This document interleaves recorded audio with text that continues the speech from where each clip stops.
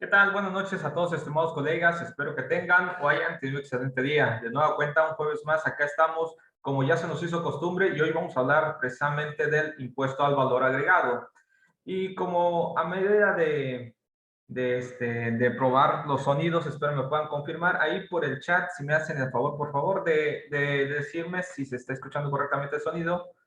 De otra forma, podemos hacer las respectivas modificaciones antes de que yo me siga. Por favor, ahí en el chat, si no sean tan malditos.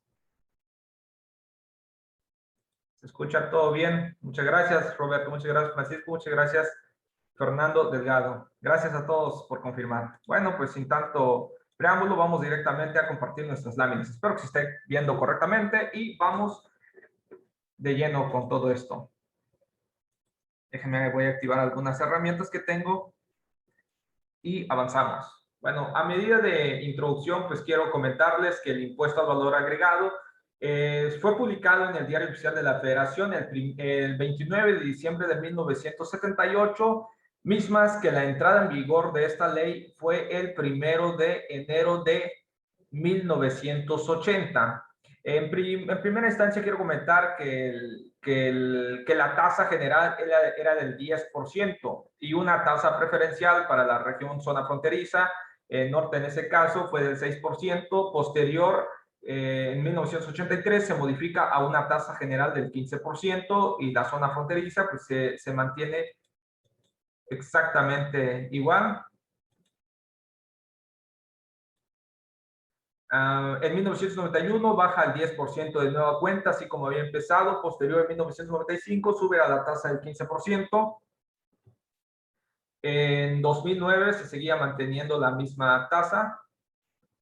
Y por ahí en el 2010 se generalizó a la tasa del 16% y la zona frontera norte pues se incrementó de un 10 a un 11% en aquel entonces. Y pues esa es más o menos la historia de la evolución del IVA. Por supuesto, también estuvo la tasa del 0% del IVA, pero vamos directamente ya con todo esto. A manera de antecedentes de todo esto, pues a nivel mundial el IVA pues es para todos. Entonces, dentro de las tasas más altas que se pagan es de Hungría, que es el 27%. Prácticamente todos los países europeos pagan un porcentaje de IVA muy alto a comparación de los países de América.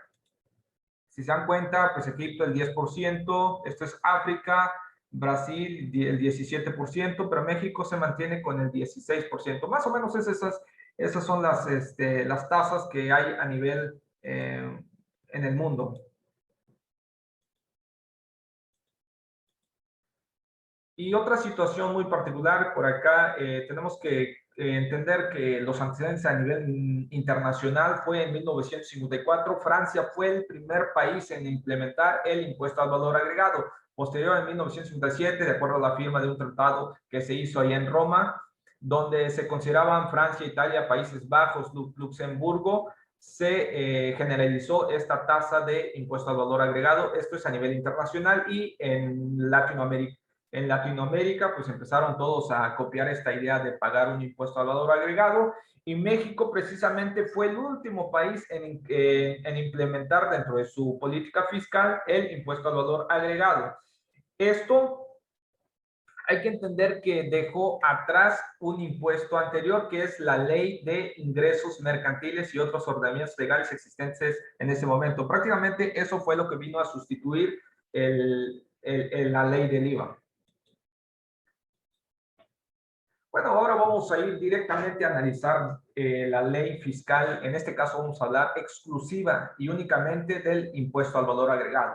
En su artículo primero, pues ya nos está precisando que están obligados al pago del impuesto al valor agregado en esta ley las personas físicas. Las personas físicas, pues me imagino yo que ya todos lo estamos entendiendo hasta este momento, que son todos los que estamos escuchando esta charla que tenemos de impuestos. Pero también nos dice que están obligados al pago de este mismo impuesto las personas morales. Pero y acá empezamos ya con los problemas de interpretación, de entender qué podemos entender como personas morales. O sea, La idea acá, por ejemplo, una AMP. Todos sabemos qué cosa es una AMP, es una asociación en participación. Esto lo contempla la Ley General de Sociedades Mercantiles en su artículo 252, que nos establece que esta AMP no tiene personalidad jurídica, no tiene ni razón social. Quiere decir que no es una persona moral como tal. Entonces, ¿por qué la ley de impuesto al valor agregado o por qué todos estarían, bueno, por qué las personas morales, en este caso las asociaciones en participación, por qué estarían obligados a pagar este impuesto si no son personas morales? Porque de acuerdo a la Ley General de Sociedades Mercantiles, así lo establece explícitamente. Entonces, ¿por qué entonces las personas, asociaciones en participación, no estarían obligados a pagar este impuesto si no son precisamente una persona moral? Entonces, ya desde ahí, pues hubo un pequeño debate, de las cuales déjenme compartirles el PDF para que también ustedes puedan ver los fundamentos en este caso del cual por qué ellos estarían obligados a pagar este impuesto. Por acá, en la Ley General de Sociedades Mercantiles, en el 252, como ya les hacía mención, si se dan cuenta, dice que la asociación en participación es un contrato como tal, no es un contrato constitutivo, sino que es un contrato cualquiera que tú puedes hacer como una persona, de las cuales se concede a otras que le aporten los bienes o servicios una participación. El objetivo de esta asociación en participación es obtener algunas utilidades y las pérdidas de una negociación mercantil. Esto se hace entre personas físicas, pero como tal, como lo establece el 253, no tiene personalidad jurídica como lo es una persona moral completamente normal, ni tiene razón social. Entonces, ¿por qué entonces estarían obligados al pago de este impuesto si es una asociación en participación y no tiene personalidad jurídica? Bueno, pues es que de acuerdo al artículo 5 del Código Fiscal de la Federación, en su segundo párrafo nos dice lo siguiente, que para efectos de la interpretación jurídica, a falta de norma expresa dentro de las leyes fiscales, en este caso, se va a tener que recurrir al derecho federal común cuando su aplicación de esta no sea contraria a la naturaleza del propio derecho fiscal. En este caso, si se dan cuenta, la persona moral como tal, de las que nosotros conocemos comúnmente, para efectos fiscales tal vez no se estuviera entendiendo lo mismo cuando hablamos de una asociación en participación. ¿Por qué lo digo? Porque así como ustedes ya vieron de este lado, nos establece que la asociación en participación no tiene ni personalidad jurídica ni razón social. Pero es importante entender que cuando su aplicación no es contraria a la naturaleza propia del derecho fiscal, completamente se puede interpretar. Pero en este caso, en el 17b precisamente del Código Fiscal de la Federación, nos habla acerca de esta asociación en participación y nos establece lo siguiente, que la asociación en participación tendrá personalidad jurídica. Oye, pero espérame, la Ley General de Sociedades Mercantiles me dice que no tiene personalidad jurídica. Bueno, está bien, para el derecho común, pero cuando se refiere a derecho fiscal, entonces sí tiene personalidad jurídica. Pero entonces ya estamos entendiendo, ok, está bien, para efectos fiscales sí tiene personalidad jurídica, pero entonces dime, ¿por qué tú me estarías vinculando a pagar un impuesto yo, asociación en participación, del impuesto al valor agregado? Ah, bueno, pues porque en el segundo párrafo nos establece que la asociación en participación estará obligado a cumplir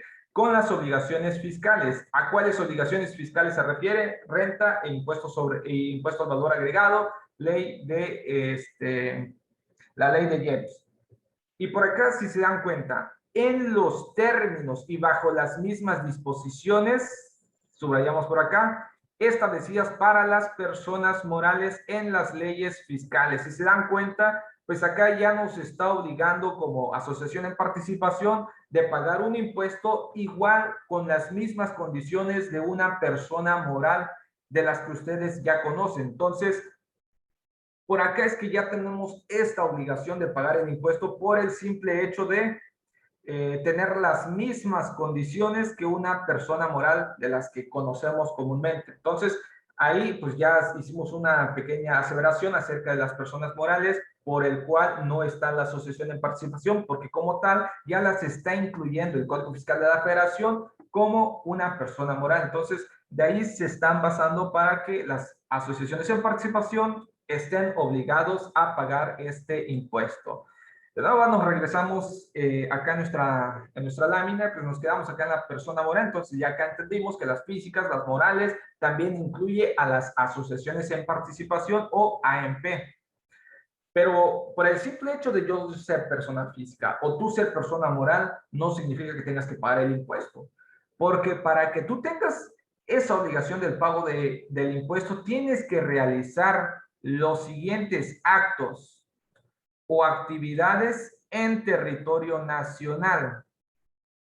Y acá hubo una pequeña pregunta. ¿Qué pasa si, bueno, vamos a dibujar a México más o menos así, vamos a admitir a más colegas, bienvenido Rodolfo. Si acá yo soy mexicano, pero Estados Unidos que está por acá y Canadá que está por acá, yo encuentro un proveedor que está de este lado y tengo un cliente que está de este lado, en Canadá, y acá es Estados Unidos.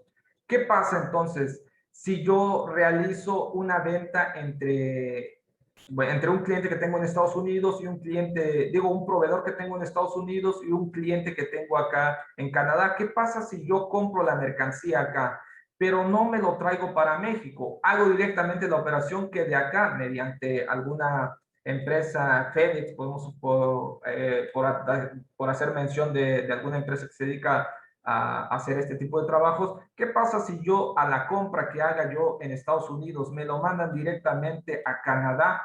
Me pregunto si estaría objeto de este impuesto, porque realmente acá el artículo primero me dice que es cuando en territorio nacional. ¿Y qué comprende el territorio nacional? Pues evidentemente estamos hablando del territorio nacional que lo conforma el Golfo de México, el Océano Pacífico. Todo eso es parte del territorio nacional, pero en este caso, como lo estoy realizando fuera de mi residencia fiscal, prácticamente estos no son objetos del impuesto, porque como tal, la ley sí lo regula, pero en el territorio nacional. Las que no estén dentro del territorio nacional prácticamente son no objetos de este impuesto. Y por acá tenemos problemas, creo, con el internet. Bueno, acá estamos de nueva cuenta. Vamos a borrar todos los rayones que hicimos ahora. Y llegamos a este punto de nueva cuenta. Ya dijimos de las personas morales, de las personas físicas que en territorio nacional realicen los actos o actividades siguientes. ¿Cuáles actos? ¿Cuáles actividades? Pues la primera se refiere a la enajenación. Si yo realizo una enajenación, soy persona física o soy persona moral, lo hago en el territorio nacional, pues en ese momento ya me obligan a pagar el impuesto al valor agregado. Pero como tal, yo no soy el que está obligado al pago del impuesto. El que está obligado a pagar el impuesto es al consumidor final como tal. Por ahí la expresión de que yo no pago impuestos es completamente falso, porque por el simple hecho de que tú pagues tu pasaje, de que tú pongas combustibles, que te compres un chicle, ya estarías pagando el impuesto al valor agregado, y esta se causa al consumidor final. ¿Cuáles otras? A pesar de que se habla de una enajenación, no precisamente se refiere a que lo hagas físicamente. Acá lo puedes hacer a través de las plataformas tecnológicas, que en este caso ya te ubicas en el supuesto de pagar a través de la enajenación, que tenemos un régimen en especial a eso. ¿Cuáles otros? La prestación de servicios independientes. Y esto lo vamos a tratar muy puntualizado, porque acá hay muchas complicaciones, la ley acá es muy ligera, o es una línea muy delgada entre qué entender como una prestación de servicios independientes y una prestación de servicios personales independientes. Y ahora lo vamos a analizar con calma. ¿Cuáles otros? El otorgamiento de uso o goce temporal de bienes. Y acá no me dice bienes inmuebles ni me dice bienes muebles. Me dice solamente bienes, y donde la ley no distingue, yo no tengo por qué distinguir. Si me dicen bienes muebles, entonces voy a pagar impuestos por sobre esos bienes que se estén dando en uso o goce. En este caso estamos hablando del arrendamiento. ¿Cuáles otros? También tenemos a la importación de bienes y servicios. Por el simple hecho de adquirir una mercancía o una prestación de servicios a través de un extranjero, pues estamos obligados a pagar un impuesto que se tiene que pagar en la aduana, y ese es completamente también acreditable. Y esta es la primera ley, la que fue publicado para que entrara en vigor en 1980. No se establece que están obligados al pago del impuesto. Si se dan cuenta, es casi la misma redacción a la que tenemos actualmente. Las únicas diferencias es esta, que acá sí nos establece que también a las unidades económicas, no solamente a las personas físicas, sino a las personas morales. Por ahí creo que surgió una estrategia, por eso es que tuvieron que adicionar a las unidades económicas. Esto es en términos de la Ley Federal de Trabajo prácticamente, porque dentro del concepto que tiene la misma Ley Federal de Trabajo, nos dice que las empresas son las unidades económicas de producción, etcétera. Entonces creo que por ahí iba la idea, ¿no? Para que no se pudieran crear estrategias de esa índole. Y ahora algo muy particular. ¿Por qué en el segundo párrafo nos dice que el impuesto se calculará aplicando a los valores que se señala en esta ley la tasa del 10%? Porque como ya les hacía mención, esta es la primera publicación que se hizo en 1978, el 29 de diciembre, que iba a entrar en vigor en 1980, la tasa era del 10%. Pero acá lo que quiero rescatar es lo siguiente. ¿Por qué me dice de valores? ¿Qué son los valores? ¿Por qué no me defines qué cosas son los valores? ¿Por qué no solamente me dices actos o actividades o a la enajenación de bienes? Me dice valores, porque a esa enajenación yo le tengo que poner un valor. Ese valor es el precio de la contraprestación, es el que se pacta entre el que enajenante como el adquiriente del bien o el servicio. En este caso, tiene un valor. A ese valor le aplicamos la tasa del 10%, del 16%, la tasa del 0%, en su caso si corresponde. Entonces, por ahí es donde va esta idea de que se le tenga que llamar valores, porque recuerden que es un impuesto al valor agregado. Y yo una vez que compre algún producto, mi objetivo es venderlo más caro, es revenderlo, entonces ya le agrego un valor adicional, ¿no? Entonces, de ahí viene la idea de que es un impuesto al valor agregado. Entonces, ahí ya definiendo esta situación, pues nos vamos a lo siguiente. Oye, el IVA tiene o ya forma parte del costo o cómo está. Si yo voy y compro algún producto en algún centro comercial, pues ya voy a entender que ya tiene el IVA o no lo tiene. Bueno, pues para eso tenemos que ir a otras leyes federales. En este caso vamos a la ley federal, vamos a admitir a María, bienvenida María, a la Ley Federal de Protección al Consumidor. En el artículo 17 bis nos establece lo siguiente, que el proveedor está obligado a exhibir, tenemos que exhibir, si nosotros somos el vendedor, tenemos que exhibir de forma notoria y visible el monto total a pagar por los bienes, productos o servicios que ofrezca al consumidor. Entonces, tenemos que hacer esta condición que nos establece la Ley Federal de Protección, pero también debo de decir o especificar dentro de mis productos que si ya le incluye el IVA, porque si no pongo que es más IVA, se entiende que ya incluye los impuestos y por ahí hay algunos juicios que se han ganado en ese sentido. Entonces, si tú no le vas a poner que es más IVA, entonces tienes el riesgo de que te digan que ya se debe de considerar como el precio ya total de la contraprestación y ya el impuesto incluido, porque acá nos dice que dicho monto deberá incluir impuestos, comisiones, intereses, seguros y cualquier otro costo, cargo, gasto o erogación adicional que se requiera cubrir con motivo de adquisición o contratación respectiva, sea esta al contado o a crédito. Pues ahí está más o menos la Ley Federal de Protección al Consumidor. Bueno, y otra situación que tenemos que considerar para efectos de la ley del IVA, que el contribuyente trasladará dicho impuesto en forma expresa y por separado. Y acá tengo un ejemplo de una factura. Por ahí se compraron algunos cloros, algún producto de limpieza en general. Y está el subtotal. Acá tenemos el subtotal, pero también está el IVA, porque acá me piden que lo exprese en forma expresa y por separado. Entonces se va por un lado la parte del IVA. Por eso, si se dan cuenta, pues acá está separado. Esto es una factura real. Cuando es tasa del 0%, ¿tengo que especificarlo dentro de mis comprobantes? Claro que sí, por ahí en el 37, fracción primera del Código Fiscal de la Federación, nos obliga a poner esa tasa del 0%. Oye, pero es que no me afecta en nada. Pues realmente no eleva la cantidad o el precio del producto. Va a mantenerse, pero sí es una obligación ponerlo o manifestarlo dentro de los comprobantes, porque con eso estaríamos dándole cumplimiento a este párrafo en específico que se tenga que cumplir, que tengan que ser de forma expresa o por separado los comprobantes. Entonces, si es 0%, tengo que expresarlo dentro de mis comprobantes.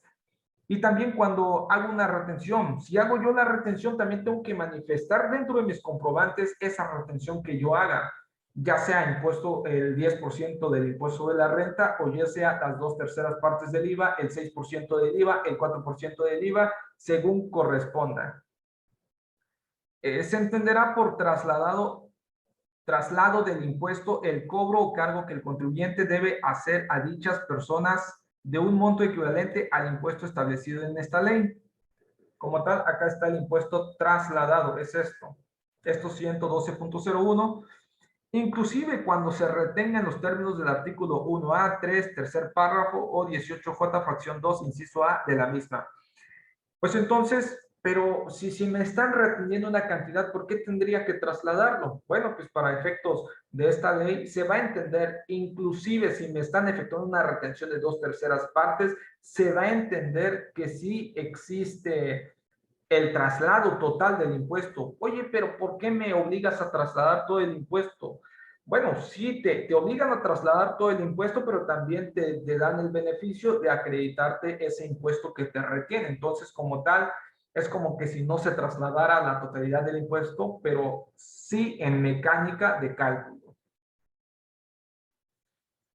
El contribuyente pagará en las oficinas autorizadas la diferencia entre el impuesto a su cargo, que se refiere al IVA trasladado. Vamos a ponerle acá el IVA trasladado. La diferencia entre el impuesto a su cargo y el que hubiere trasladado o el que hubiese pagado en la importación de bienes o servicios. En este caso estamos hablando del IVA acreditable como tal. La diferencia entre esta es lo que le va a resultar a cargo o lo que le puede resultar a favor en su defecto. En la importación, siempre que sean acreditables en los términos de esta ley, obviamente tiene que ser acreditable el impuesto, porque también tenemos que entender una cosa muy importante, que inclusive si me están facturando conforme al 29A del Código Fiscal de la Federación, con todos los requisitos, tomando en cuenta resoluciones misceláneas, no significa que sea acreditable. Para que sea acreditable, tenemos que cumplir lo dispuesto en el artículo 5 del artículo de esta ley del impuesto al valor agregado. Pero tengo que considerar también el efecto del impuesto sobre la renta, porque si es deducible en los términos del ISR, se va a considerar también acreditable en los términos del impuesto al valor agregado. Si no es deducible en los términos del impuesto sobre la renta, tampoco es acreditable. Y ahora vamos a ver los casos en específico. En su caso, el contribuyente disminuirá del impuesto a su cargo el impuesto que le hubieran retenido. Es lo que estábamos mencionando hace unos momentos, que independientemente que yo traslade la totalidad del impuesto, a pesar de que me hagan una retención, el IVA retenido tengo derecho a disminuirlo después de esta y después de esta.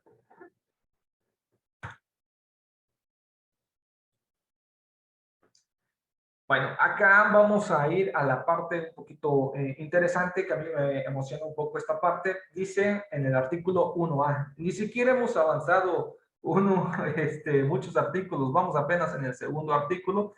El 1A establece que están obligados a efectuar la retención del impuesto que se les traslade. Y acá una pregunta. Cuando se refiere a impuesto que se les traslade, ¿a cuál se refiere? Al IVA. Se refiere que yo debo de efectuar una retención del impuesto que me trasladen. No dice 2/3 partes, no dice 6%, no dice 4%, me dice del impuesto que se les traslade. Entonces, está hablando del 16% de la totalidad del IVA se tiene que retener. Y ahora vamos a ver las precisiones por el cual se tiene que hacerlo de acuerdo al reglamento. Los contribuyentes que se ubiquen en alguno de los siguientes supuestos. ¿Quiénes hacen esto? Las personas morales. Ya de entrada acá vamos a analizar única y exclusivamente la fracción segunda. Oye, pero es que también las personas físicas retienen. Sí, sí, tienes razón, las personas físicas también retienen, pero cuando se refiere a la fracción cuarta de este mismo 1A. que se refiere al 6% sobre la disposición de personal cuando se otorga al contratante en este caso. Pero ahora vamos a enfocarnos solamente y exclusivamente a la fracción segunda de este artículo, porque es algo complejo, es donde se complican varias situaciones por conceptos muy delgados, o es una línea muy delgada que nos puede hacer perder el panorama para efectos de saber cuándo se tiene que efectuar una retención y cuándo no. Bueno, vamos directamente al inciso B, porque lo que vamos a analizar es el inciso A. Adquieren desperdicios para ser utilizados como insumo de su actividad industrial o para su comercialización. Esto también se efectúa una retención. No dice física, no dice moral. El chiste es que esto sea prestado, sea el servicio que se adquiera, digo, sea el bien que se adquiera, entonces ahí ya se efectúa una retención. ¿Cuál más? El inciso C. Se reciban servicios de autotransporte, les suena el 4%, terrestre de bienes, no dice bienes inmuebles ni inmuebles, solamente dice bienes prestados por personas físicas o personas morales. Si prestan este tipo de servicios de autotransporte, ya sea persona física, ya sea persona moral, ya la persona moral que recibe este servicio ya tiene la obligación de efectuar esta retención. ¿Cuáles otras? Vamos a cambiar el color para que sea más legible. Reciban servicios prestados por comisionistas. Bueno, acá también no se escapan los comisionistas cuando estos sean personas físicas.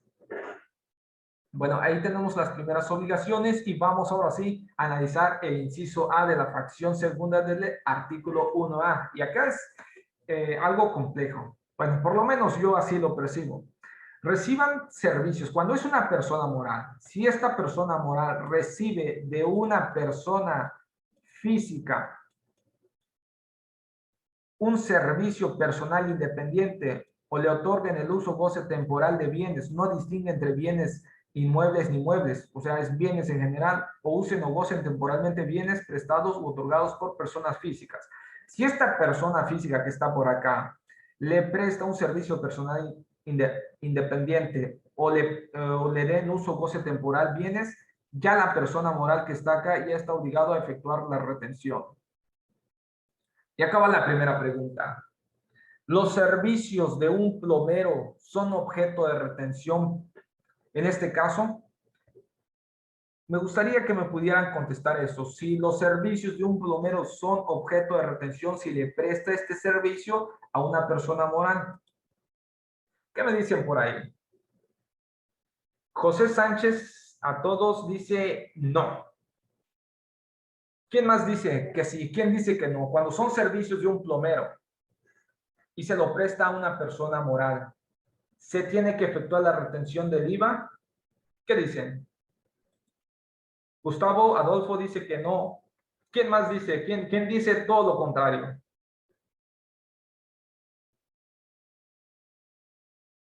A ver, ahí David Yáñez, ¿qué dices? Cintia Rodríguez, bienvenida. ¿Qué dices? ¿Se efectúa retención o no? Concepción, Claudia, Alejandro. ¿Qué dicen ustedes? ¿Se efectúa retención o no se efectúa retención cuando son servicios de plomero? Jaime dice que no, Francisco Ramírez dice que no, Jacqueline Escobar dice que no, Claudia Loza dice que no. Pues es correcto. Todos estamos en la misma sintonía en esta tardecita. Dicen que no, no, porque no son servicios profesionales. Por ahí va la idea, Juan Carlos Merino, por ahí va la idea que no son servicios profesionales. No, no, no, bueno, acá ganamos por mayoría, entonces no hay objeción acá, no se efectúa retención sin problemas.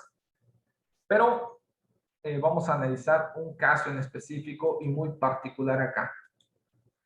Porque ¿quiénes son los que están obligados a efectuar esta retención? Todas las personas morales.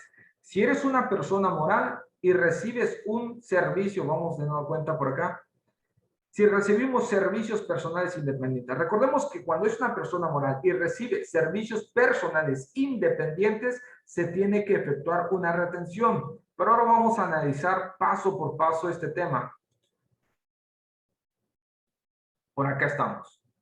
Que acá nos dice que están obligados a efectuar la retención cuando son las personas morales. Recordemos que estamos analizando única y exclusivamente la fracción segunda del 1A de la ley de IVA. ¿Quiénes son los obligados a efectuar la retención? Cuando una persona moral reciba un servicio, esa persona moral ya está obligada a efectuar la retención. A la persona física no retiene. Nos referimos única y exclusivamente a la fracción segunda. La persona física no retiene, ya de entrada no se retiene, pero las personas morales sí tienen que efectuar una retención, pero únicamente cuando reciban de una persona física una prestación de servicios personales independientes. En este caso, cuando es una prestación de servicios independientes, no se retienen. La persona moral no tiene por qué retener, porque ahí se va a catalogar el servicio que está prestando el plomero, porque es una prestación de servicios independientes. Grábenselo muy bien. Yo sé que muchos de los que ya están acá son sobrados en cuanto a conocimiento y ya saben perfectamente cuándo se retiene y cuándo no. Pero también estoy seguro que algunos de los que estamos acá son apenas estudiantes y por eso siento que pudieran estar confundidos en esta situación. ¿Cuándo sí retiene la persona moral? Cuando reciban de una persona física una prestación de servicios personales independientes. La única diferencia entre retener y no retener es esta palabra que dice personales. Si es una prestación de servicios independientes, no tiene por qué retener. Cuando es una prestación de servicios personales independientes, ahí sí hay que retener. Pero no todo es prestación de servicios independientes, porque no es prestación de servicios independientes, sí existe una relación de trabajo. ¿Por qué digo esto? Porque recordemos que la ley de IVA establece en su fracción segunda que están obligados a pagar un impuesto cuando se preste un servicio, cuando exista una prestación de servicios independientes, ¿no? Pero cuando exista una relación de trabajo, no precisamente se va a entender una prestación de servicios independientes, porque existe por lo menos un trabajo personal subordinado y existe el pago de un salario. A esto, refiriéndose al artículo 20 de la Ley Federal del Trabajo, no hay retención porque tampoco hay IVA. Recordemos que el trabajo no tiene IVA.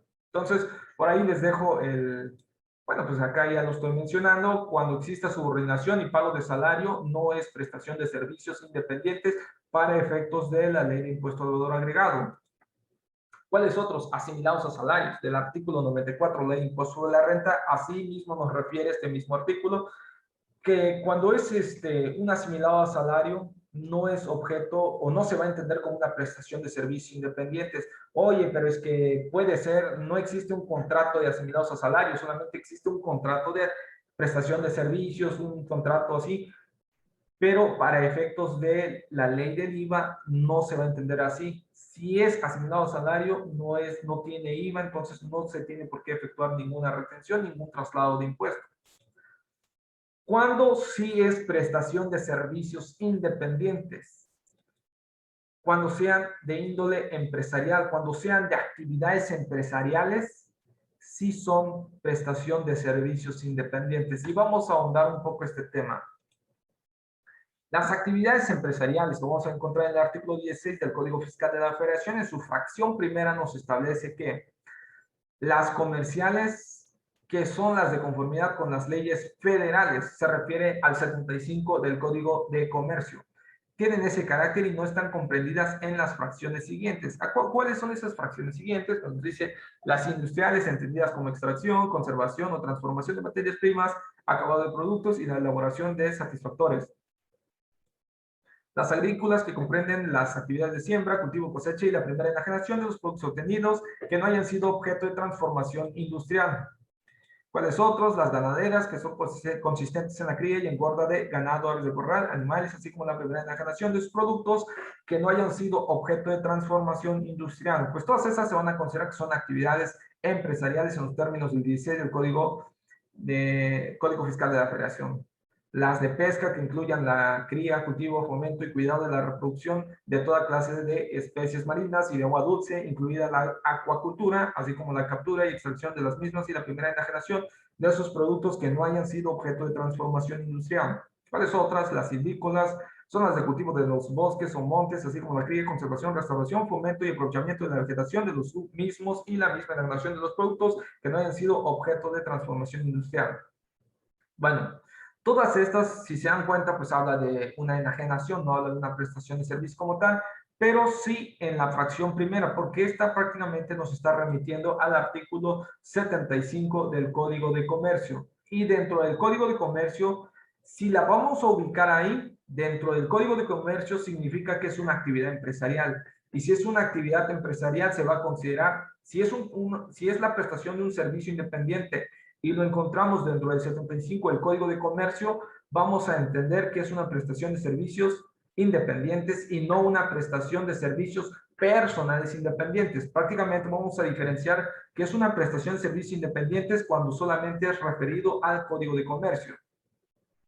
¿Cuáles son estas? Pues acá, si se dan cuenta, pues ya nos dice que son todas las adquisiciones, enajenaciones y alquileres verificados con propósito de especulación comercial de mantenimiento, si está la clave, artículos, muebles o mercaderías, sea en estado natural, sea después de trabajos o labrados. ¿A qué se refiere esto? A los plomeros, al carpintero, al mecánico. Ellos son los que entran comprendidos en esta fracción del artículo 75 del Código de Comercio. Si es de índole del Código de Comercio, vamos a entender que es una actividad empresarial, y si es una actividad empresarial y si es un servicio, se va a entender que es una prestación de servicios independientes y no es objeto de retención de IVA. Bueno, seguimos por este lado. Entonces, ya sabemos perfectamente que si es prestación de servicios independientes, se refiere a todo lo que no va a retener IVA. Pero cuando sí retiene, cuando sea una prestación de servicios independientes, perdón, es prestación de servicios personales independientes, ahí sí se retiene IVA. ¿Y cuáles son esas? De las señaladas en este artículo 14. Esto se refiere al artículo 14, si nos vamos acá al artículo 14 de la ley de IVA. Y ya estamos llegando. Pues es esto.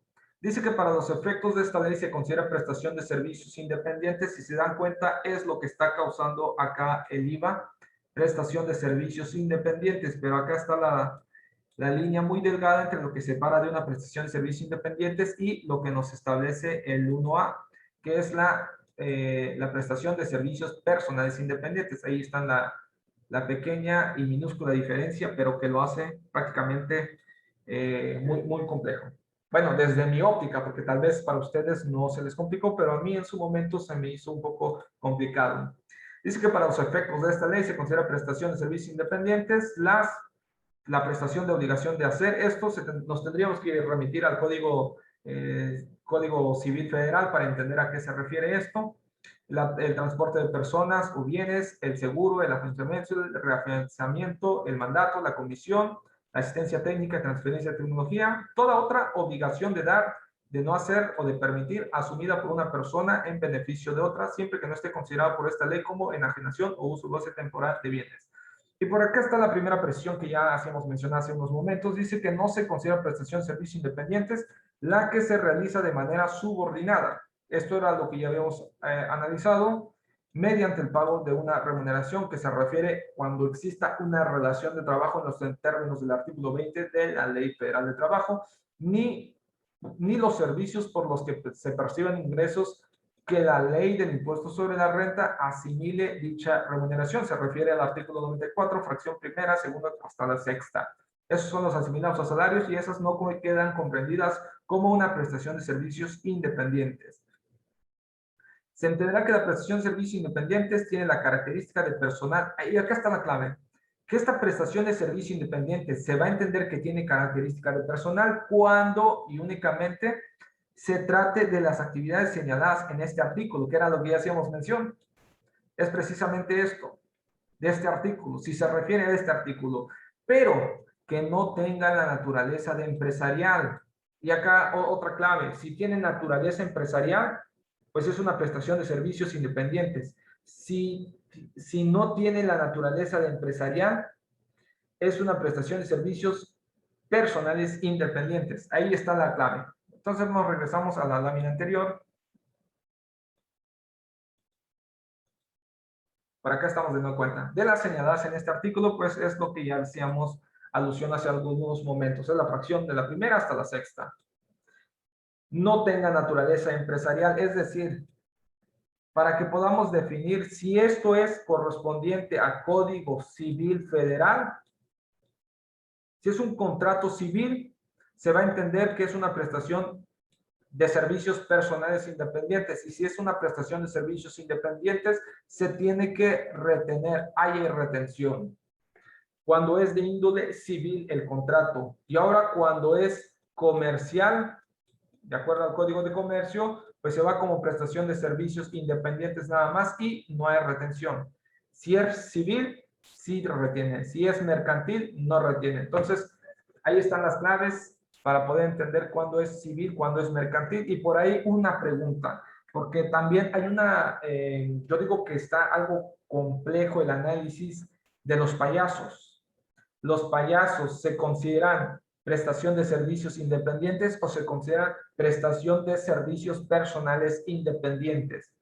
Es un análisis un poquito complejo que ya lo estuve revisando y sí está algo complejo porque pudiéramos catalogarlo tanto como prestación de servicios independientes como pudiéramos analizarlo o catalogarlo como un contrato de índole civil. Entonces, porque algunos lo están considerando como espectáculos públicos, pero como tal vez no sea la forma correcta. Entonces, un payaso tal vez no sea de índole comercial y pase a ser de índole civil. Y si es un contrato de índole civil, entonces ahí sí que ya no hay, que ya se tendría forzosamente que efectuar una retención. Entonces, ahí les dejo ese datito, ya lo pueden ustedes revisar, igual nos pueden comentar qué piensan de este tema. Bueno, pues nos seguimos. Bueno, esto es lo que ya analizábamos hace unos momentos. Y ahora, ¿quiénes están obligados a efectuar esta retención? Bueno, acá nos establece quienes efectúen la retención a que se refiere este artículo, se refiere al 1A, sustituirán al enajenante, al prestador de servicios u otorgante del uso o goce temporal de bienes en la obligación de pago y entero. Es decir, que si yo trasladé, pero me retuvieron el impuesto, por ese impuesto que se retuvo, ya no es mi problema si se entera o no se entera el fisco federal, aunque por ahí estuvieron negando algunos trámites de devolución referentes en este caso al IVA, a veces porque el que retiene no las entera.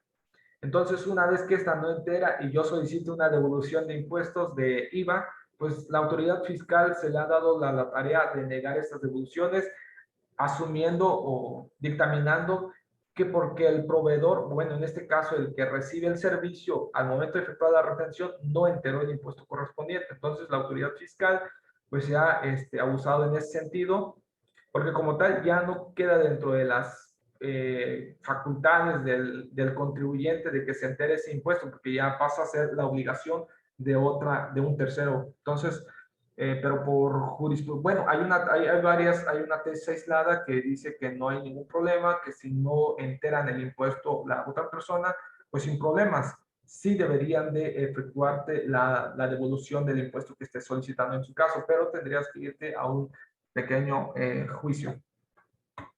Bueno, el retenedor, bueno, ¿qué es el trabajo del retenedor? Pues efectuar la retención.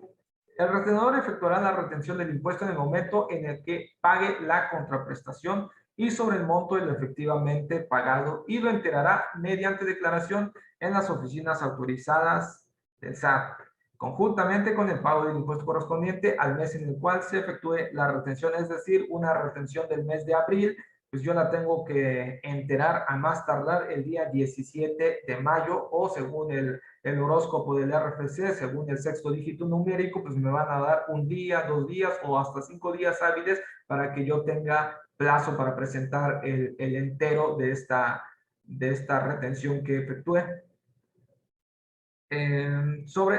Obviamente sobre la retención sin contra el entero, es decir, lo que yo enteré. En este caso, si yo fui la persona moral que retuvo de una prestación de servicios personales independientes, pues yo estaría obligado a enterar sin derecho de acreditarme nada, ni de compensar nada, ni de disminuir. Tengo exactamente así como yo retuve, lo entero a más tardar el día 17 sin disminución alguna. Y eso obviamente es acreditable para mí, pero no dentro del mes, sino que lo vamos a revisar dentro de los requisitos para acreditamiento. El Ejecutivo Federal, en el reglamento de esta ley, era lo que ya les hacía mención. Si se dan cuenta, en el artículo 1 nos dice que el 1B nos dice que se tiene que efectuar la retención digo del 1A, por el impuesto que le sea trasladado. Sin embargo, acá nos dicen, prácticamente nos dan esta facilidad de que podrá el Ejecutivo Federal, mediante reglamento, podrá autorizar una retención menor al total del impuesto causado, es decir, que no todo el IVA se va a retener, tomando en consideración las características del sector o de la cadena productiva. En este caso, tendríamos que ir forzosamente al reglamento de la Ley de Impuesto al Valor Agregado, que es ahí donde nos establece cuál puede ser esta cantidad para efectos de... permítanme tantito. Vamos a modificar por acá.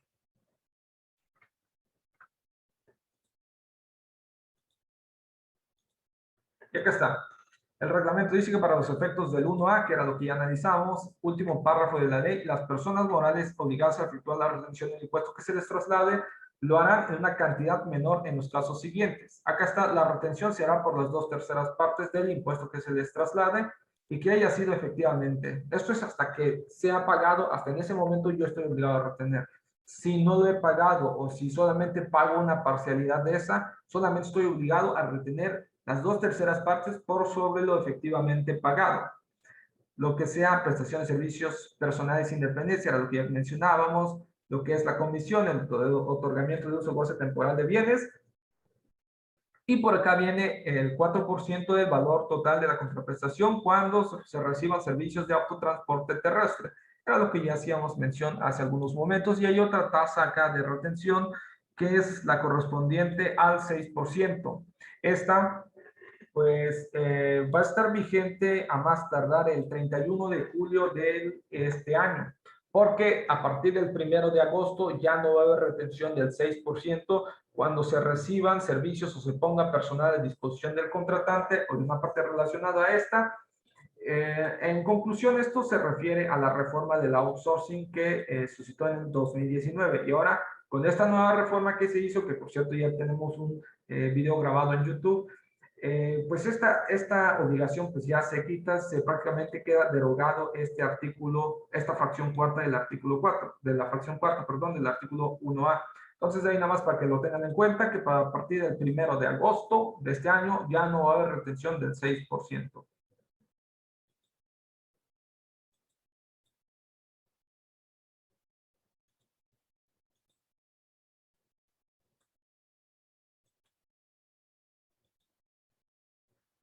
Bueno, ¿cuándo vamos a considerar que se encuentra efectivamente pagado, cobrada la contraprestación? Cuando se reciban en efectivo. En el momento que yo estoy recibiendo en efectivo, se considera que está efectivamente cobrada la contraprestación. No necesariamente cuando me pagan en efectivo y luego voy y lo deposito al banco hasta el siguiente mes y hasta el siguiente mes considero que está efectivamente pagado. No funciona así. En el momento que yo esté cobrando el precio de la contraprestación que se haya pactado, en ese momento yo estoy causando el impuesto al valor agregado y por consecuencia ya estaría obligado a pagar este impuesto. Entonces no es cuando lo deposita en mi cuenta bancaria, sino cuando lo esté cobrando. Cuando lo reciba en bienes o en servicios, imaginémonos esta hipótesis, que ustedes me venden, no sé, un automóvil de 200,000 pesos, pero yo les digo, ¿sabes qué? No tengo cómo pagarte. ¿Qué te parece si te presto un servicio? Te presto mis servicios profesionales, te presto un servicio personal independiente. ¿Qué te parece? Te doy mis servicios de contador. Entonces, en ese momento se va a considerar que está efectivamente pagado. Cuando yo te esté prestando el servicio, en ese momento se le llama compensación, es decir, que ambos reúnan la calidad de acreedor como de deudor. Entonces, en ese momento que yo te esté prestando el servicio, según el valor que yo tenga dentro del servicio que yo te esté ofreciendo, en ese momento se considera que se está pagando efectivamente el impuesto. Y para ello, si tengo una factura de este lado de, no sé, de 200,000 pesos, y yo te ofrezco mis servicios, por cada mes yo te estoy facturando, no sé, 50,000 pesos. Esto es un ejemplo. Entonces, yo te tengo que hacer la factura y hacer un convenio, un contrato donde estipulemos que se va a pagar mediante una compensación y yo prácticamente voy a ocupar la clave número 17, que es la de compensaciones, y te emito la factura como PUE. En este momento se considera que se está pagando el impuesto respectivo que se encuentra a este lado. Se encuentra efectivamente cobrado y por cada servicio, pues yo te voy a estar emitiendo esta factura y tú me tendrías que emitir una factura. Si tú lo tienes en PPD, emitirme los complementos de pago o el recibo electrónico de pago, el REP, por cada uno de los servicios que esté ofreciendo. Entonces, así es como se tendría que matar esto a través de una compensación. Es cuando ambos reunimos la calidad de deudor como acreedor. Por ese servicio, en ese momento que se está causando, se considera que está cobrada la contraprestación. ¿Sí? Entonces, mucho cuidado por ahí. Los depósitos. Acá en la práctica, los depósitos a veces no le estamos dando el sentido que es porque como tal, algunas de las empresas cuando se ocupa arrendamiento, pues no necesariamente el depósito se factura, entonces a veces ahí no estamos cumpliendo con lo dispuesto en esta fracción, a veces solamente consideramos el depósito dentro de contabilidad y ahí tenemos la cuenta de deudores o la de acreedores en su defecto, pero no se traslada ningún impuesto hasta que en el momento que me estás desocupando el bien inmueble, pues en ese momento yo analizo si no quedó atrofiado algún aparato o alguna parte del mueble. Entonces, en el momento que yo me esté cobrando tu depósito por haber afectado mi inmueble, en ese momento yo te estoy causando el impuesto. Pero por ahí lo podríamos platicar por aparte de esto. Y sin importar el nombre con el que se designe o bien cuando el interés del acreedor queda satisfecho. Bueno, esas son la forma de cómo se puede extinguir estas obligaciones. Vamos a borrar todo por acá.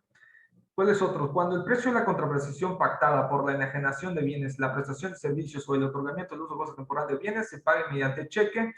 Cuando es mediante cheque, se va a considerar que está efectivamente pagado la contraprestación pactada cuando se ha cobrado el cheque, no en el momento que estoy recibiendo el cheque, sino hasta que yo cobre este cheque, en ese momento se va a considerar que está efectivamente cobrado la contraprestación.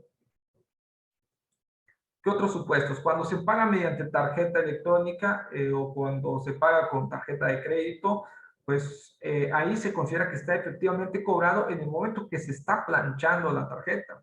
Porque yo quedo en deuda no con el que me está otorgando o prestando o enajenando el bien, sino con un tercero.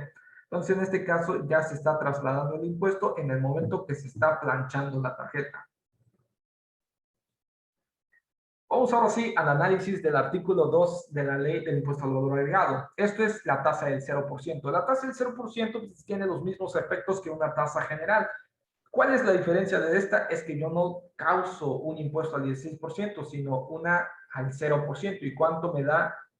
Imaginamos 100,000 por cero, pues me va a dar cero. Entonces el IVA trasladado es cero. Pero yo sí tengo IVA acreditable cuando compré mi computadora, cuando compré mi equipo de transporte. En ese momento yo estoy, mis proveedores me están causando a mí un impuesto, me están trasladando a mí un impuesto y ese impuesto se puede recuperar a través de una solicitud de devolución. Entonces, por eso es que las empresas que se dedican o tienen este tipo de actividades que están tasados a la tasa del 0%, vale la redundancia, pues mes con mes deberían de estar solicitando su devolución. ¿Cuándo se considera que está a la tasa del 0%? Cuando se enajene, pero ahorita vamos a ver las presiones sobre la enajenación. Sobre la prestación de servicios independientes, si se dan cuenta, no es prestación de servicios personales independientes, es prestación de servicios independientes. Cuando porque haya el uso o goce temporal de la maquinaria y equipos a que se refiere el inciso E y G de la fracción 1 de este artículo. Y no vamos a ahondar estas dos fracciones, sino que nos vamos a enfocar directamente a la enajenación. Bueno, nos dice también que la exportación de bienes o servicios en los términos del 29 de esta ley. Ahora vámonos con la enajenación que esto se va a poner muy interesante. Y acá lo tenemos. La enajenación de animales y vegetales está grabado a la tasa del 0%. En el momento que yo ya esté enajenando un animal o un vegetal, mi cerebro me debe decir es tasa del 0%.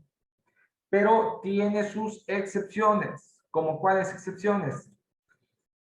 siempre y cuando estos animales o estos vegetales no estén industrializados, es decir, que no esté en pollo estofado, que no esté en una carnita asada, porque en ese momento ya pierde la condición de estar sin industrializarse. En ese momento que se pone a asar, en ese momento se va a considerar que está industrializado y por consecuencia ya encontraría grabado a la tasa del 16%.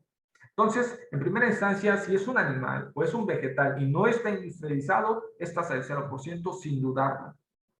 Pero, por ejemplo, la madera o el árbol, cuando es esta madera en trozo, no se considera precisamente que está industrializado o está descortezada, es decir, que ya lo descortezaron, pues eso tampoco se va a considerar que está industrializado. O sea, por el simple hecho de talar el árbol, no significa que ya está industrializado.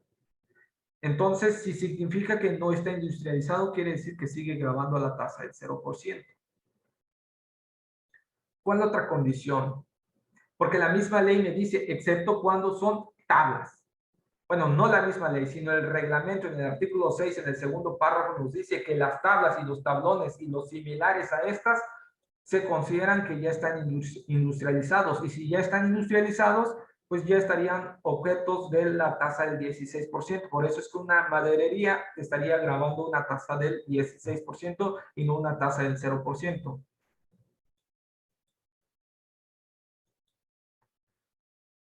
El hule. El hule no se va a considerar a tasa del 0%. Los perros tampoco son tasa del 0%. Oye, sí son animales, pero la misma ley te dice que esos no te aplica lo dispuesto en este inciso. ¿Cuáles? Los gatos y pequeñas especies. Por ahí hay una resolución miscelánea donde se especifica o qué se va a entender como pequeñas especies. Entre ellas podemos hablar de las tarántulas, de las iguanas, de las que no sean por ejemplo, las aves de corral, esas no se consideran pequeñas especies, por consecuencia quedarían grabados a la tasa del 0%. ¿Cuál otro? Medicinas de patente y productos destinados a la alimentación. Cuando habla de productos destinados a la alimentación, no precisamente se pueda referir a productos de la canasta básica, sino que puede referirse a algo más amplio que la canasta básica. Por ahí tenemos el caso de, vamos a ver esto, porque de acuerdo a ley me dice, excepto los jugos, los néctares y los concentrados de frutas o de verduras, alimentos procesados para perros, gatos y pequeñas especies, si dan cuenta, destinados a la alimentación, pero si es alimento para perros, esas no aplican, para gatos o pequeñas especies, esas no aplican a la tasa del 0%, aplicarían a la tasa general, en este caso es el 16%. Oye, pero si la ley me dice que excepto esos jugos, excepto los néctares y los concentrados, ¿por qué cada vez que compramos un jugo del Valle, no es por dar publicidad, pero por qué cada vez que compramos esos jugos están a la tasa del 0%? ¿Por qué? Si se supone que están grabados a la tasa general según la tasa, el artículo 2A de la ley del IVA. ¿Por qué sigue grabándose a tasa del 0%? Y eso por ahí el 7 de mayo del mes pasado, por ahí nuestro presidente del Ejecutivo Federal, pues estuvo hablando de un acto de tráfico de influencias por parte de Diego Fernández de Ceballo, creo que así se llama.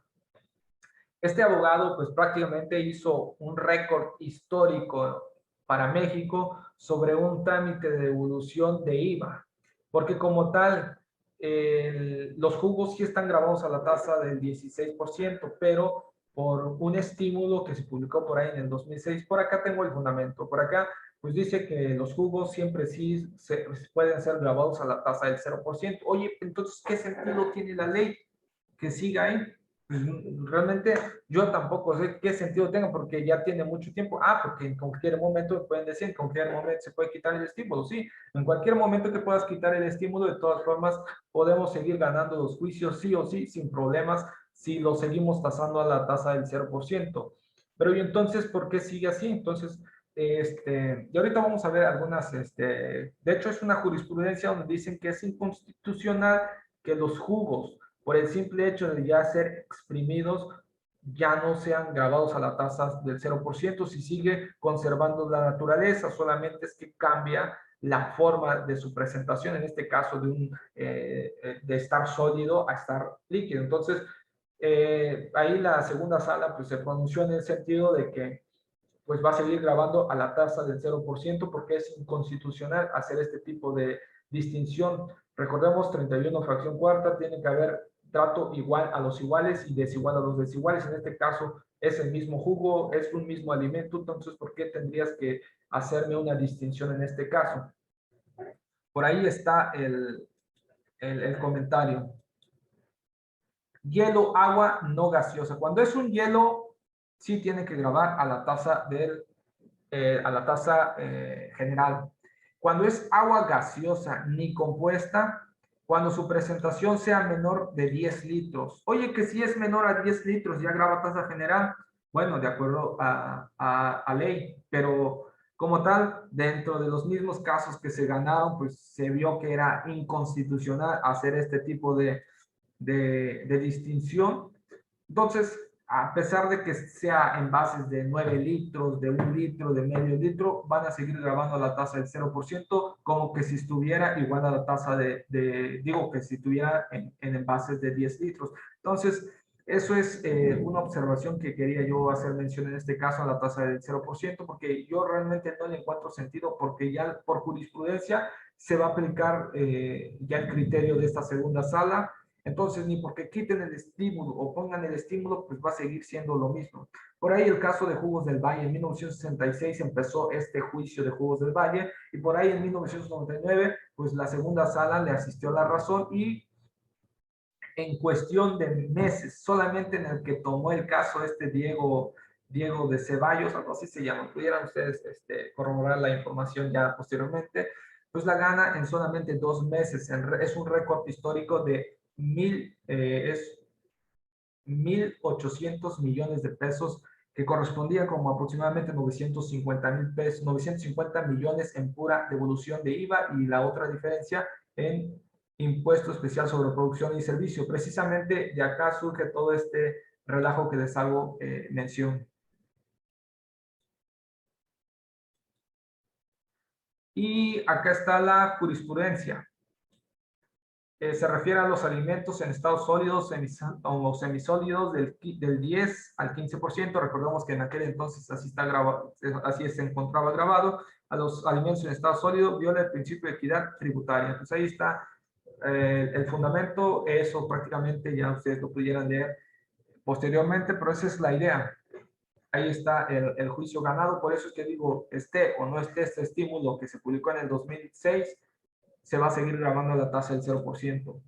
Y esta es otra jurisprudencia acerca del agua en presentaciones menores de 10 litros. Ahí está, es otra jurisprudencia ganada, pues ahí están el fundamento legal, ya ustedes pudieran corroborarlo posteriormente. Y este es el decreto que les hacía yo mención, dice que se otorgan el estímulo fiscal consistente en la cantidad del 100% del impuesto al valor agregado que deba pagarse por la importación o enajenación de los productos antes mencionados, o solo será procedente en tanto no se traslade al adquirente la cantidad alguna por concepto del impuesto al valor agregado. Y es acá donde se solicita estas devoluciones millonarias. Esto lo pueden encontrar el día 19 de julio del 2006 en el diario oficial de la Federación. Ahí lo pueden ustedes consultar. Y por acá está lo del momento que se encuentra efectivamente pagado. Y ahora vamos a ver la retención, en qué momento la podemos acreditar dentro de los requisitos del acreditamiento. Pero por acá van a encontrar ya la jurisprudencia de lo que el SABO menciona a continuación. El estímulo fiscal en materia de impuesto al valor agregado. Bueno, esto es para la región de la zona fronteriza sur, pero también aplica para la región fronteriza norte.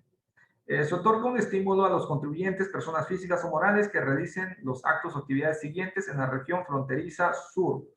El crédito consistente es en un 50%, es decir, si tú causas o trasladas el impuesto al 16%, ahora lo vas a hacer con un 8%, directamente la tasa del 8%. Y por ahí surgió mucha polémica porque cuando se publica esto el 30 y tantos de diciembre, el 29, 30, 31 de diciembre del año pasado, iba a entrar en vigor según el estímulo a partir del 1 de enero de 2021, pero era una obligación Digo, era una facilidad que no pudieras acogerte a ella. ¿Por qué? Porque tenías que mandar un aviso, pero ese aviso todavía era inexistente, o sea, no podías enviar el aviso porque no estaba la plataforma para enviar el aviso. Sin embargo, ya tú podías estar facturando a la tasa del 8%, pero estrictamente no era posible porque te marcaba un error al momento de facturar. Entonces, ¿qué fue lo que algunos hicieron? Pues facturaron de 100, le agregaban la tasa del 16% y ya posteriormente hacían la corrección de la factura y solamente pagaban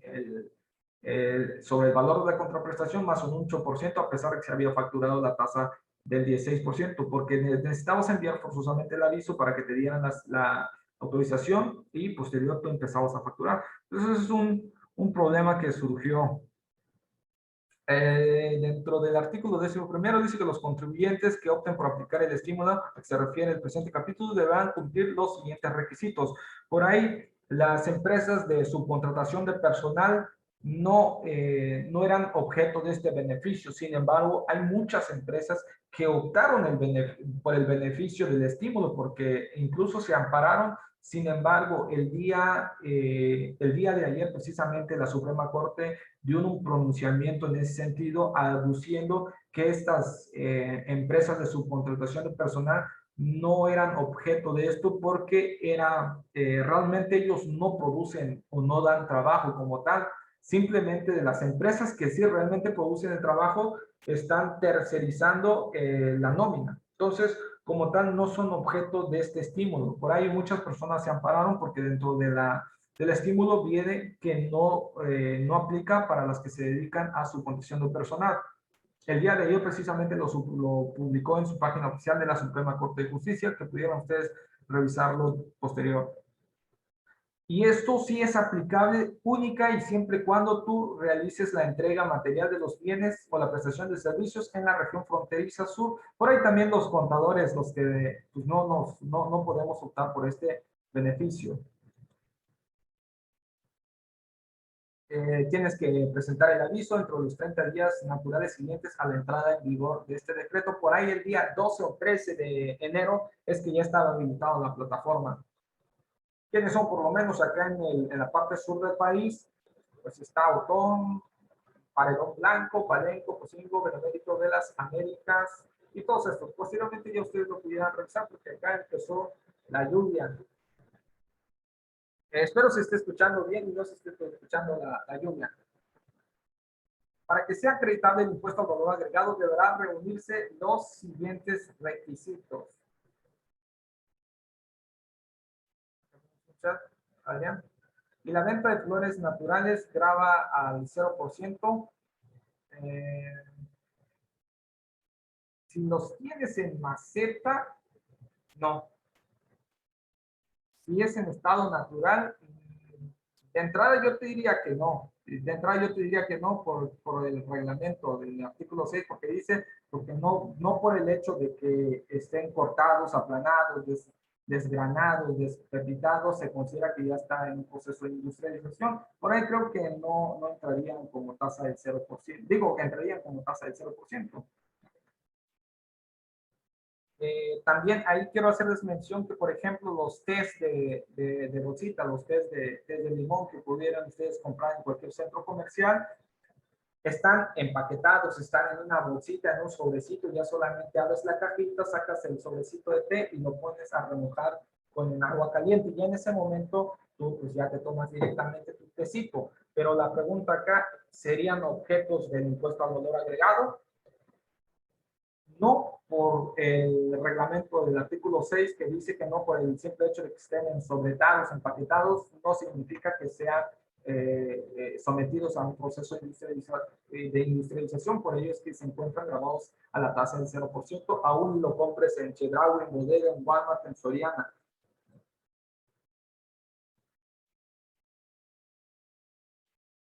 Bueno, vamos a la fracción primera dentro de los requisitos. Para que tú te puedas acreditar de este impuesto, tienes que cumplir estos requisitos. Entre ellas, que las actividades por el cual tú te estás obteniendo del acreditamiento sea, acá nos dicen, las papas fritas, ¿por qué las venden a tasa del 0%? No creo que las estén vendiendo a tasa del 0%, pudiéramos analizarlo con calma, pero de entrada yo diría que está ya en un proceso de industrialización, por el simple hecho, y es más, si lo estás vendiendo en una fonda, pues ya se considera que es un servicio, por consecuencia tendrías que grabar a la tasa del 16%. Dice que el impuesto al valor agregado corresponda a bienes, servicios o al uso o goce temporal de bienes estrictamente indispensables. Es decir, si tú estás cumpliendo con los requisitos del 27 del impuesto de la renta, sin problemas te pudieras estar haciendo el acreditamiento de esta. Y eso es lo que básicamente nos menciona la fracción primera, que sea de un gasto que sea estrictamente indispensable, es decir, que sea deducible por efectos de impuesto sobre la renta para que tú te puedas acreditar. Cuando sea parcialmente deducible, parcialmente vas a poder acreditarte de este impuesto. La fracción segunda, que el impuesto al valor agregado haya sido trasladado expresamente al contribuyente y que conste por separado. Era lo que ya decíamos en mención, independientemente sea tasa del 0%, tasa del 16%, tienen ustedes que hacer el desglose que sea expresa y por separado en los términos del 37 del reglamento del Código Fiscal de la Federación. Y obviamente en el 29 nos dice que estos requisitos están los requisitos precisamente que tú factures correctamente el CFDI.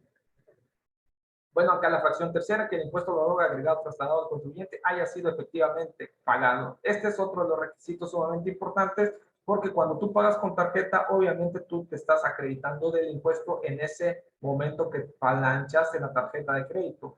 No necesariamente hasta que tú pagues la tarjeta, no, porque ese ya es otro cuento. Entonces, en el momento que tú estás planchando la tarjeta de crédito, en ese momento te estás allegando del acreditamiento del IVA. Y esto es el tema que también quisiera yo plantearlo un poquito a detalle, es acerca del IVA retenido. Dice que tratándose de impuesto al valor agregado trasladado que se hubiese retenido conforme a los artículos 1A, que fue lo que ya revisamos, y fracción 18J, creo que son plataformas tecnológicas, fracción 2, inciso A de esta ley, dicha retención se entere en los términos y plazos establecidos en la misma. No se establece acá. Vamos a cambiar el marcador porque si no, no se va a ver. Dice, el impuesto retenido, ahí está la clave, el impuesto retenido y enterado, es decir, lo que yo retuve en abril, lo entero el 17 de mayo. El impuesto retenido y enterado, si no está enterado, no es acreditable. Tiene que estar retenido y enterado el impuesto. Cuando digo enterado es que ya hayas pagado ese IVA. Recuerda que es sin disminución, sin acreditamiento, sin compensación. El IVA que tú retuviste tienes que enterarlo a las oficinas autorizadas del SAT. Podrá ser acreditado en la declaración de pago mensual siguiente. Es decir, retuve en el mes de abril, lo enteré el 17 de mayo. El 17 de mayo ya corresponde al mes siguiente de la declaración.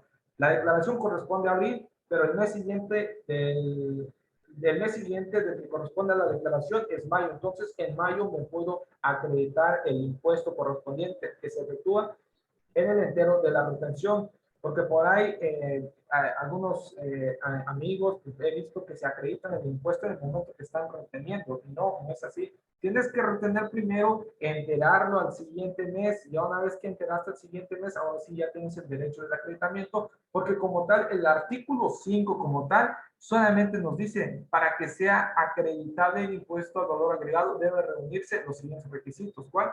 Estos requisitos que hacíamos mención, y también hay que respetar la parte del prorrateo del IVA. Cuando te dediques a actos grabados y actos exentos, tienes que hacer un prorrateo. Por ahí la semana pasada tuvimos un caso precisamente del prorrateo. Bueno, ¿qué puedo hacer yo con el impuesto a favor que resulte? Cuando en la declaración de pago resulte saldo a favor, el contribuyente únicamente, o sea, ya no hay otra opción. Antes sí estaba la conversión universal, ahora ya no. Únicamente, ¿qué puedo hacer con ello? Acreditármelo contra el impuesto que resulte a mi cargo en los siguientes meses. No dice en el siguiente mes, sino en los siguientes meses, hasta agotar o solicitar su devolución. Acá me dice o, no dice y. O sea, prácticamente o hago uno o hago el otro. O solicito la devolución o me los voy acreditando. Dice, cuando se solicite la devolución, deberá ser sobre el total del saldo a favor. No puedo, si tengo un saldo a favor de 10,000 pesos, no puedo decir solamente dame 5,000 y lo demás me lo acredito. No, no se puede. Tendrías que solicitarlo por la totalidad. Dicen los saldos cuya devolución se solicite no podrá acreditarse en las declaraciones posteriores, porque por ahí a alguien se le puede ocurrir, bueno, entonces me solicito la devolución del impuesto, pero también me beneficio el acreditamiento, es decir, que tengo doble beneficio, una por acreditar y otra por solicitar la devolución del IVA. No se pagará el impuesto en la enajenación de los siguientes bienes. ¿Cuál es? El suelo. El suelo no es objeto de impuesto al valor agregado, ni las construcciones adheridas al suelo, ni las destinadas o utilizadas para casa-habitación. Cuando solo parte de la construcción se utilice o destinen a casa-habitación, no se pagará el impuesto por dicha parte. Los hoteles no quedan comprendidas en esta fracción. Pues acá prácticamente nos está diciendo que todo lo que son suelos, cuando venden terrenos, pues no causas el impuesto, estás exento de ello. Pero el beneficiarte de esta exención, también tú no te puedes beneficiar del acreditamiento del IVA. Tendrías que forzosamente mandarlo a tu gasto, prácticamente la compra, si compraste una computadora de 20,000 pesos más 3,000 de IVA, y prácticamente, digo, 3,200, ¿no? 23,200, pues tendrías que mandarlo al gasto directamente, si tus actividades son exentas. Bueno, hasta este punto, pues habíamos llegado a la parte final de nuestro taller. Si alguien quiere comentar algo, con todo gusto lo pueden hacer en este momento. Si alguien quiere aportar algo, con mucho gusto, pues acá estamos. Si lo sabemos, pues lo opinamos. Si no, pues nos abstenemos a opinar. Y si hay alguno de los presentes para dar su opinión, pues con todo gusto lo puede hacer. ¿Alguien tiene alguna duda? Norma dice todo bien. Hola, buenas. ¿Qué tal, Rafael? Buenas. Muchas gracias, gracias por la exposición. Me gusta mucho este tipo de temas y dominas muy bien, digo, el conocimiento que tienes me agrada. En cuanto a mi pregunta, bueno, hace rato yo puse eso de que las papas fritas las graban al 16 si se supone que es un producto industrializado. Donde yo trabajo, vendemos papas fritas y estas a cero, pero sí graban el IEPS. Habría que ver el caso concreto, pero como tal, para mí, irían directamente a la tasa del 16%. Habría que ver por qué no se está grabando la tasa del 16%. Bueno, acá tenemos alguna pregunta. Gracias por tu comentario, contador Rafael. Acá tenemos algunos comentarios. Muchas gracias. Muchas gracias a ti. Gracias por hacernos el favor de escucharnos. Dice Sandra García, en cuestión de las facturas, cuando es exento, ¿aparece como tal la descripción o solo se pone la tasa? Pues es que no hay tasa, es exento, no eres objeto del IVA. Prácticamente no pones tasa exenta como tal, no hay eso. José Sánchez, ¿qué pasa con el acreditamiento de persona física y persona moral? ¿Hay alguna diferencia para el momento de acreditamiento? Si no me equivoco, no se acreditan de la misma forma, ¿cierto? ¿Te refieres a la forma en que tú presentas la declaración? Me imagino que por ahí va la pregunta, porque como tal, bueno, sí, así es. Bueno, como tal, tú lo presentas cuando te retienen, tú pones el valor total del acto. En este caso, si estás prestando un servicio personal independiente de 10,000 pesos, pues pones en valor de los actos en la DIOT esa cantidad y la parte que te retuvieron. Y en el siguiente mes, pues no, tú pues ya presentas normal. Pero a lo que es la persona moral o la persona física que hizo la retención, lo presentas bueno, para empezar, lo que retuviste la enteras directamente. Tú puedes ahí seleccionar otras obligaciones y pones IVA retenido y ahí enteras el IVA. Y en el siguiente mes, como ya puedes acreditarte, esto es tanto física, tanto moral. Cuando ya te puedes acreditar de este IVA, pues ya lo mandas a otras cantidades a favor. En esa parte, otras cantidades a favor, ya te acreditas esa cantidad de IVA que fue por producto de la retención. Y en valor de los actos en cuanto al IVA que en la DIOT, pues no va nada, porque no es pues ya no, el valor pues ya quedó en la parte del ejercicio del periodo anterior. Espero haberme explicado. Si no, pues con todo gusto lo repetimos. Acá viene otra pregunta, dice, pero por ejemplo, las facturas en PPD no se consideran hasta que se paguen o sí. Es decir, las personas físicas acreditan hasta que se pague y las personas morales pueden acreditar o en cuanto se haga la factura, aunque no se pague, ¿cierto? Bueno, acá ahí ya entendí hacia dónde va tu pregunta. El IVA es con base a flujo de efectivo. En el momento que tú estás pagando, en ese momento vas a retener el IVA, si eres la persona moral o la persona física que va a retener en el momento que estás pagando. Y si te lo facturaron en PPD, pues no pasa nada. En el momento que tú pagues, en ese momento te tienen que emitir el complemento de pago y por la cantidad vas a hacer un promedio de lo que estás reteniendo, porque imaginémonos que son 20,000 pesos, 20,000 pesos, pero 20,000 pesos masivas son 23,200, pero solamente pagas el 50%, pues vas a pagar esos 10,000 más el IVA de los 10,000 son 1,600 menos la parte que vas a retener. Entonces eso lo vas a enterar directamente al SAT. No sé si por ahí va la pregunta.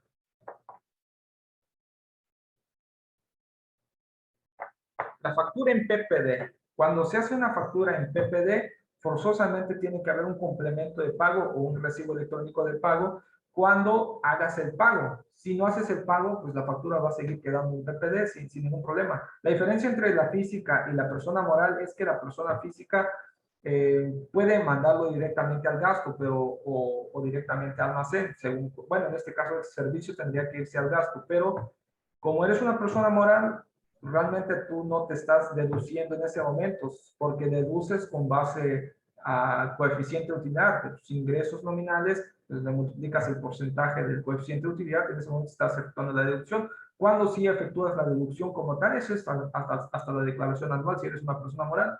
Claro, si eres una persona física, pues es con base a tu flujo. No sé si respondí a tu pregunta, José Sánchez. Si no, igual y la volvemos a repetir. Gracias, dice. Bueno, gracias a ti, José.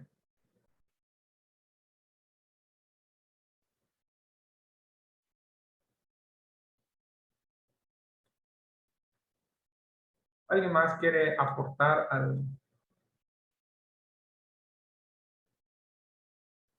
algo o quiere preguntarse algo? Vamos a ver otra pregunta por acá. Cuando se compra una unidad a crédito, yo le debo ya a la financiera y no a la agencia. ¿Ese IVA es deducible?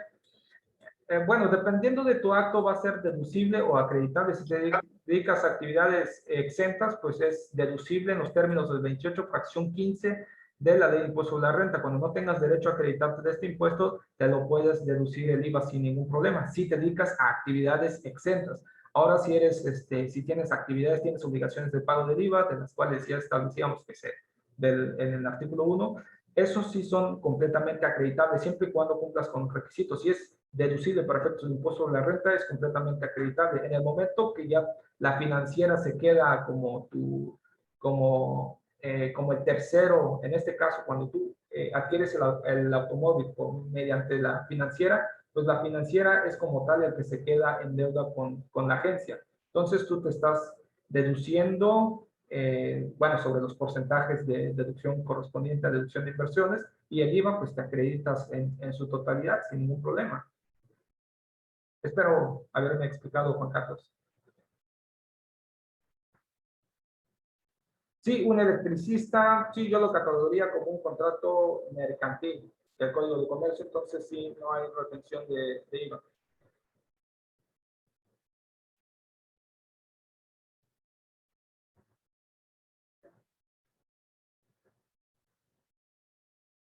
Bueno, hasta acá llegaría nuestra exposición, porque acá está muy fuerte la lluvia, no sé si está escuchando, pero acá ni siquiera me escucho. Entonces, muchas gracias a todos. Si gustan prender su cámara, para dar por finalizado nuestro tema de impuesto al valor agregado. Muchas gracias por hacernos el favor de acompañarnos y que tengan cada uno de ustedes una excelente noche. Si me hacen el favor de prender su cámara, sin ningún problema, nadie se molesta. Por favor, Roberto, buenas noches.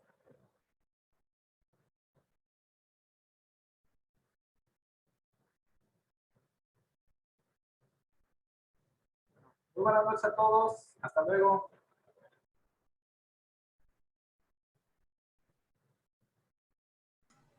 Muy buenas noches.